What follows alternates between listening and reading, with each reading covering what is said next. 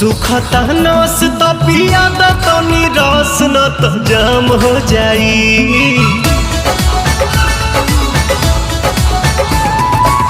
सुखता नस तो पिया तो निरस न तो जाम हो जाई, न तो जाम हो जाई।